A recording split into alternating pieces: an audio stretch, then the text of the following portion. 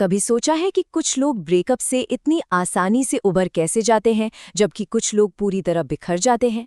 एक popular online video में इसका एक बड़ा ही दिलचस्प और थोड़ा विवादास्पद सिद्धांत दिया गया है।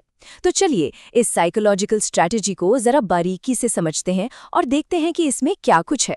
और सारा खेल इसी एक सवाल से शुरू होता है। इस सोर्स के मुताबिक इसका जवाब कोई इत्तेफाक नहीं है, बल्कि ये एक सोची समझी डायनामिक का नतीजा है। यहीं से ये आइडिया सामने आता है कि अटैचमेंट को असल में कंट्रोल और मैनिपुलेट किया जा सकता है। तो आज हम इसी तथाकथित फॉर्मूले को डीकंस्ट्रक्ट करने वाले हैं। हम इसके हर एक हिस्से को देखेंगे और ये समझने की कोशिश करेंगे कि साइकोलॉजिकली आखिर ये काम कैसे करता है। तो सवाल ये है कि ये सब शुरू कहाँ से होता है? इस पूरी स्ट्रैटेजी का आप कह सकते हैं कि बेसिस क्या है। चलिए इसकी बुनियाद को समझते हैं। अब देखिए, इस स्लाइड में जो सबसे दिलचस्प बात है वो ये है कि ये अटैचमेंट को एक फीलिंग की तरह नहीं बल्कि एक इन्वेस्टमेंट की तरह दिखाती है। एक ऐसा इन्वेस्टमेंट जिसे घटाया या बढ़ाया जा सकता है। तो इस सोर्स के हिसाब से असल मकसद है पार्टनर से इमोशनल इन्वेस्टमेंट को ज्यादा से ज्यादा करवाना, और इसे हासिल करने के लिए दो खास तरीके बताए गए हैं जिन्हें बड़े ही नाटकीय अंदाज में हथियार कहा गया है। तो अब बात करते हैं पहले हथियार की। यहीं पर इमोशनल इन्वेस्टमेंट की नींव रखी जाती है। देखते हैं कि ये कैसे काम करता है। यहाँ पर एक जरूरी बात समझने वाली है, ये सिर्फ पर्सनल ग्रोथ के बारे में नहीं है। ये स्ट्रैटेजी असल में रिश्ते के अंदर पावर हासिल करने के बारे में है। जब किसी की अपनी एक आज़ाद जिंदगी होती है तो वो एक तरह से ये कह रहा होता है, मुझे तुम्हारी ज़रूरत नहीं है, और यही बात उसे कंट्रोल में रखती है। और ये स्लाइड बहुत अच्छे से उस फर्क को दिखाती है जो सोर्स बताता है। एक तरफा रास्ता आपको एक पपी की तरह दिखाता है, मतलब ज़रूरतमंद, वहीं दूसरा रास्ता आपको एक पावरफुल पोजीशन में ले आता है। तो इसका नतीजा क्या होता है? द डार्क नीडल के मुताबिक छोड़ने की ये तैयारी एक हल्का सा तनाव हमेशा बनाए रखती है। ये पार्टनर को हमेशा थोड़ा सा चौकन्ना रखती है, उन्हें बहुत ज़्यादा कंफर्टेबल होने से रोकती है और उन्हें रिश्ते में और भी ज़्यादा इन्वेस्ट करने पर मजबूर करती है। ठीक है, तो एक बार जब इंडिपेंडेंस की ये बुनियाद बन जाती है तब सोर्स अपने मेन साइकोलॉजिकल दांव पर आता है, और यहाँ से चीज़ें सच में काफ़ी दिलचस्प हो जाती हैं।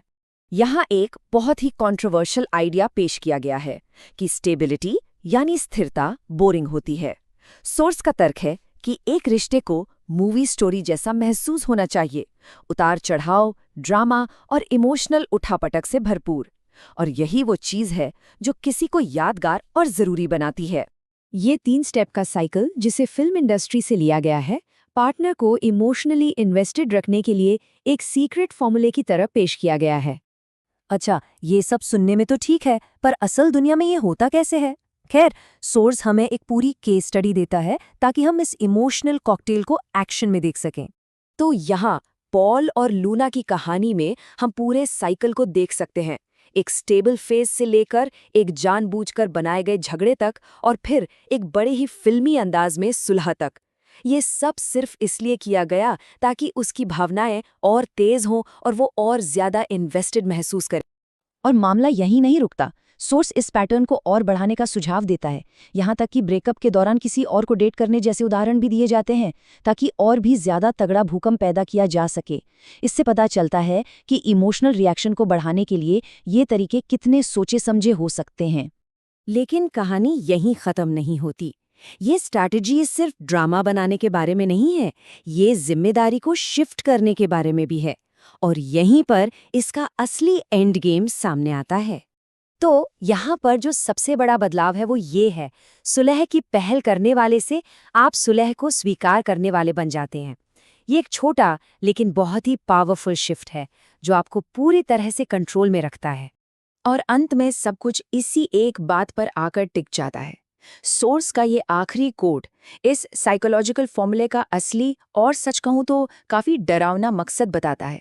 एक ऐसा अटैचमेंट बनाना जो इतना गहरा हो कि छोड़कर जाने का ख्याल भी नामुमकिन लगे। ये आज़ादी को ख़त्म करने और पूरा कंट्रोल हासिल करने के बारे में।